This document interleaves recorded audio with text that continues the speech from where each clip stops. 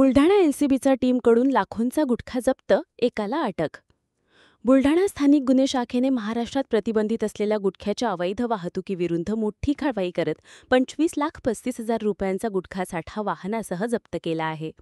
स्थानिक गुन्हे शाखेचे पोलीस निरीक्षक सुनील अंबुलकर यांना गुप्त माहिती मिळाली की खामगाव परिसरात महाराष्ट्रात प्रतिबंधित असलेला गुटखा आणि तंबाखूजन्य पदार्थांचा साठा अवैधरित्या वाहतूक होणार आहे।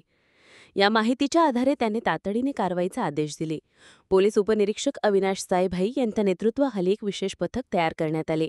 पोलीस पथकाने अन्न सुरक्षा अधिकारी, अन्न व औषधी प्रशासन विभाग, बुलढाणा आणि साक्षीदारांच्या उपस्थितीत खामगाव तालुक्यातील पारखेड फाटा येथे नाकाबंदी केली। गोपनीय माहितीच्या आधारे सापळा रचून संशयित वाहन तपासण्यात आले। तपासणी दरम्यान वाहनातून महाराष्ट्रात प्रतिबंधित असलेला गुटखा आणि तंबाखूजन्य पदार्थांचा मोठा साठा आढळून आला। पथकाने वाहनासह 50,35,000 रुपयांचा मुद्देमाल जप्त केला। या प्रकरणी रामराज दुल्हारे, वय 48 वर्ष, राहणार फतेहपूर, उत्तर प्रदेश या एकाविरुद्ध खामगाव ग्रामीण पोलीस ठाण्यात अन्न सुरक्षा आणि औषध प्रशासन कायद्याअंतर्गत गुन्हा नोंदवण्यात आला आहे। पुढील तपास सुरू असत आरोपींची चौकशी करून अवैध वाहतुकीच्या मागील साखळीचा शोध घेण्याचा प्रयत्न केला जात आहे।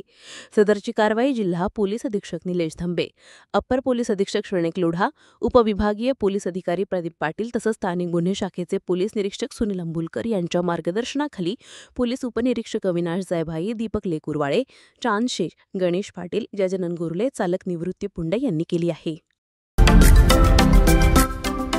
महाराष्ट्रातील महत्त्वाच्या व ताज्या घडामोडी जाणून घेण्यासाठी आजच आमच्या सूर्या मराठी न्यूज चॅनलला सबस्क्राइब करा आणि बेल आयकॉन प्रेस करा।